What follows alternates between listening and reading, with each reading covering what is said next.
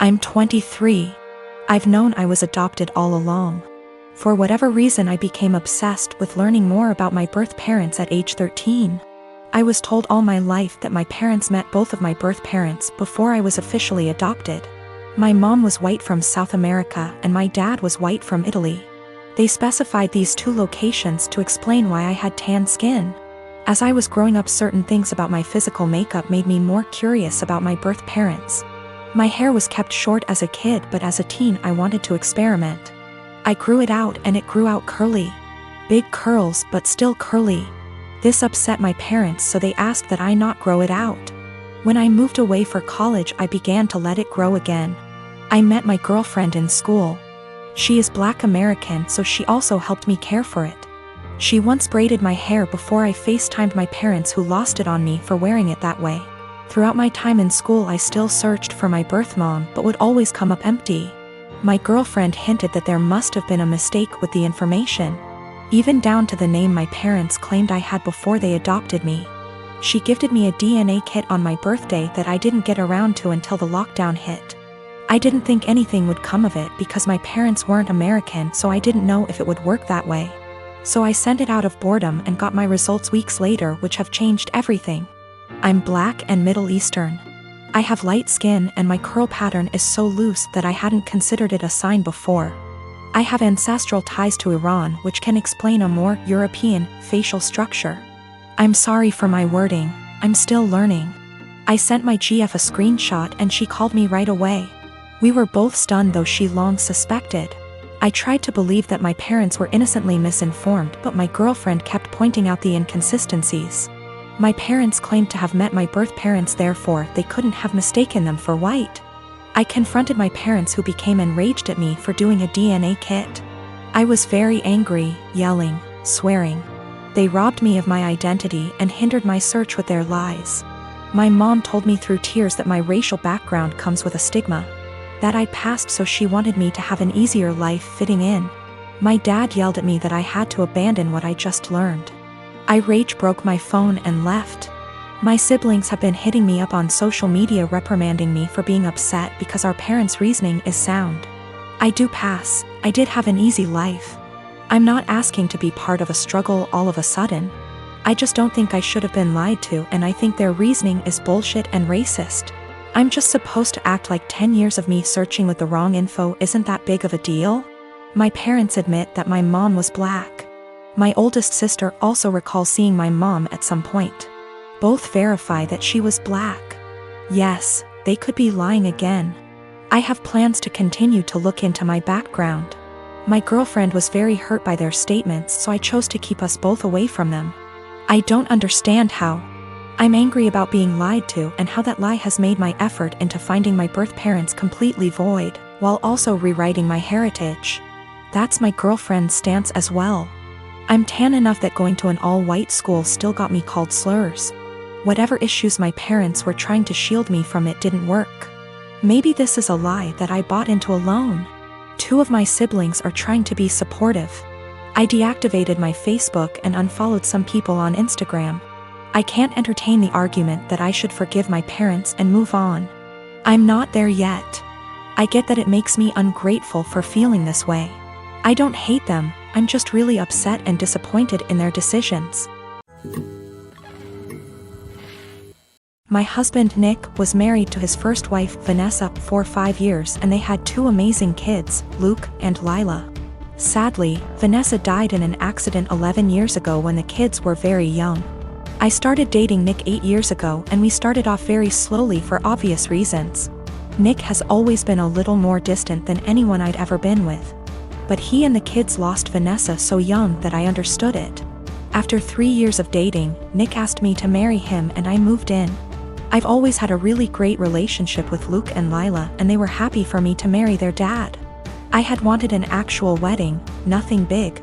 But Nick really didn't want one, so we got married at the courthouse with just Luke and Lila present. We had a really fast engagement, but it worked for all of us. I have loved being Luke and Lila's stepmom and officially adopted them after I found out I was pregnant with our son, Casey. The kids have been so great with Casey and help out so much. Nick was wonderful during the pregnancy and had always been a really loving dad and husband. but Nick has been pulling away a lot the last few months. He's been even more distant than usual and working late nights and going away with friends almost every weekend. I've tried talking to him, but he's been impatient with both me and the kids. I found out I was pregnant in June and am now 21 weeks pregnant with a girl. The kids are excited to have a little sister, but Nick just seems so indifferent to everything and everyone. He's been missing soccer games, Lila's birthday, doctor's appointments, etc. Casey is too young to notice, but Luke and Lila are so hurt by their dad's absence. These kids are so good and they lost their mom so young, and I'm infuriated that Nick is ignoring the kids like this. Last week, I finally sat Nick down and told him that he needs to stop disappearing and be more present in our lives. We're going to have another child soon, and before we know it, Luke and Lila will be grown up and going to college. After an hour of arguing, he screamed at me that he wished Vanessa was still alive and that I had switched places with her and died instead. He also threw in some awful comments that I need to stop pretending I'm Luke and Lila's real mom and that I'm only half the mom Vanessa was. The final straw was him saying that he never even wanted any kids with me, but did it so I'd keep busy and leave him alone. I'm so beyond hurt right now. I know I'm just his second choice, but I've always tried to honor Vanessa and tell Luke and Lila how lucky they were to have her as their mom. I love all of our kids more than anything, and I'm just so heartbroken. Nick barely pays attention to Casey now and doesn't even acknowledge the pregnancy. He somewhat apologized this weekend and took all 3 kids to lunch, but he won't even look me in the eye. He seems like he wants to talk, but he doesn't say anything, and I'm too upset to even be near him. I'm not sure where to go from here. Honestly, I can't even be around Nick right now, and if there weren't any kids involved, I'd leave and never look back. I'm not sure if he's cheating or the thought of a 4th child is stressing him out. But I'm devastated and not sure how or why I should save this marriage, besides doing it for the kids. My girlfriend, Rose, and I have been together for 4 years, and she is 5 months pregnant with our first child. My mom seemed to really like Rose, or at the very least tolerated her, but after we announced that we were expecting, something definitely switched in her. She has become extremely rude and disrespectful towards my girlfriend. She makes passive-aggressive comments at every chance she gets. I've had to take a step back from my mother until she fixes her behavior. Rose had gone to visit her family who lives far out of town. It was a very last-minute trip, and she drove herself to the destination and back. Unfortunately, at around 6 p.m., her car broke down and she was forced to pull over. Fortunately, my brother, Chris, who's great with cars and lives about an hour and 1/2 from where Rose was stranded, was willing to pick her up and sorted everything out. I was out of the country, so I'm grateful that my brother sorted everything out for her. Chris moved back in with my mom about a year ago. Obviously, the situation wasn't the best, especially considering the tension between Rose and my mom that exists for no particular reason. But I hoped my mom could put her pettiness aside for at least a night. It was too late for Chris to drive Rose back home, so my brother told her that he would drive her back tomorrow morning. An arrangement that my mom seems to not like, but one that she managed to keep her mouth shut about, my girlfriend tells me. Rose helps prepare dinner, wash up, and actually engage in a decent conversation with my mom for the first time in ages. However, they mostly avoid each other. Chris goes to bed earlier, leaving my mom and Rose. My mom lives in a 2-bedroom apartment, and since both bedrooms were taken, Rose assumed that she would be sleeping on the couch. She apparently assumed wrong. My mom gives Rose the thinnest blanket ever and basically screams at her, telling her that she has to sleep on the floor to not ruin her couch. She tells Rose to make do with the pillows on the couch and the blanket that provides zero warmth.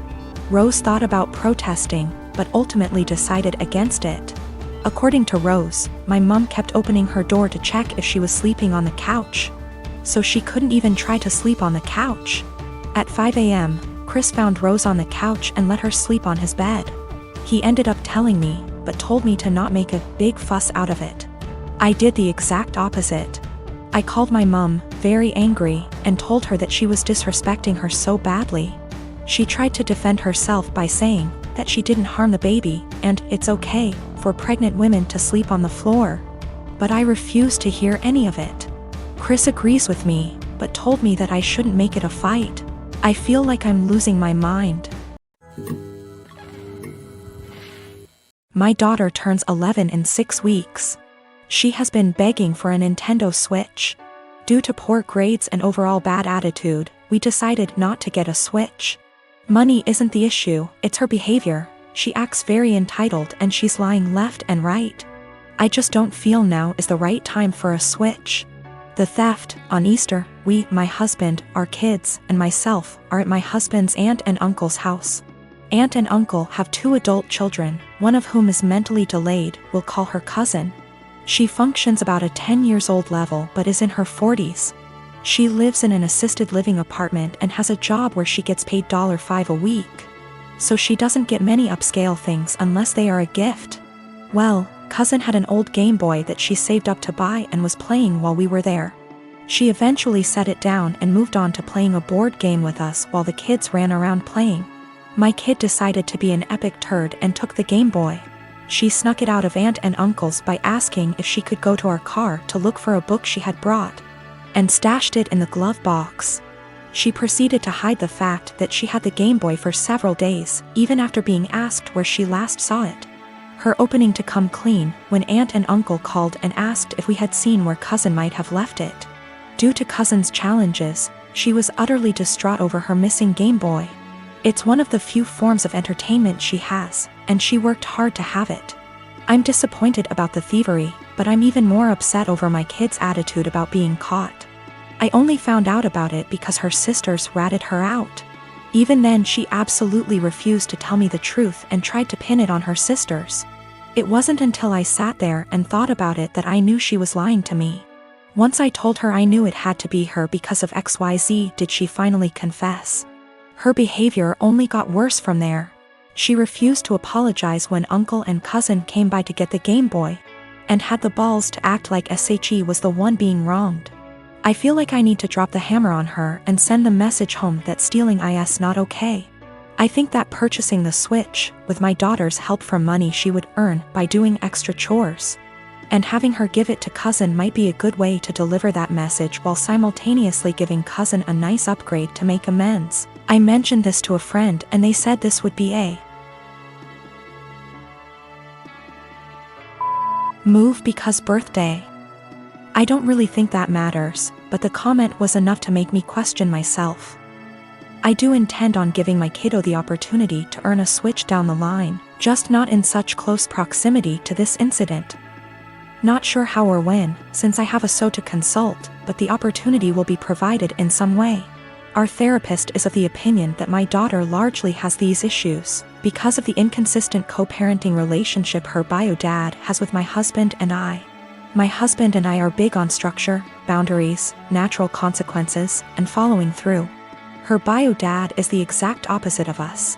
He and his family hardly ever tell her no to the things she wants, and give her a ridiculous amount of treats, toys, candy, etc., and this is causing her to be confused, to struggle with our expectations, and express herself negatively. I assure you, we have been addressing these behaviors for quite some time.